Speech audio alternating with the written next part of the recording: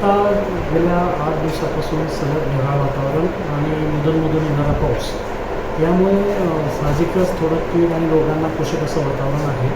यामध्ये विशेष करून आपल्याकडे जे मुख्य खरीपाचं पीक आहे याच्यामध्ये कापूस आणि मका या पिकांच्या बाबतीत कापसाच्या बाबतीत म्हणायचं झालं तर शोषण करणाऱ्या किडींचा प्रादुर्भाव काही ठिकाणी आढळतो आहे आणि भविष्यात देखील तो वाढण्याची शक्यता आहे. त्या अनुषंगाने शेतकऱ्यांनी एक प्रिव्हेंटिव्ह म्हणजे काळजी घेण्याच्या दृष्टिकोनातून निंबोळी आरची फवारणी करणं अत्यंत गरज आहे की जेणेकरून आपल्याला त्याची जो काही स्प्रेड आहे तो स्प्रेड आपल्याला आटोक्यात आणण्यासाठी त्याची नक्कीच मदत होऊ शकते. यासोबतच मका पिकावर अद्याप तरी काही तसं विशेष कीड आणि रोगांचा प्रादुर्भाव दिसत नाही, तरी देखील शेतकऱ्यांनी एक थोडं त्याच्यावर निरीक्षणात वेळेवर घेऊन तसं काही आपल्याला आढळलं तर नक्कीच त्याच्यासाठी देखील आपल्याला काळजी घ्यायची आहे. परंतु सांगायचं एक महत्त्वाचं असं की कोणत्याही वेळेस आपल्याला preventive is better than cure, म्हणजे कुठल्याही गोष्टी आपण उपचार करण्यापेक्षा काळजी घेणं नक्कीच आपल्याला आर्थिकदृष्ट्या देखील फायद्याचं आहे.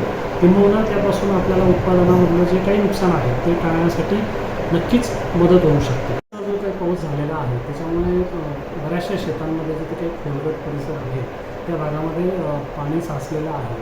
त्याच्यामुळे बुरशीजन्य रोग आणि तिथल्या पिकाला मर रोगाचा प्रादुर्भाव येण्याची जास्त शक्यता असते.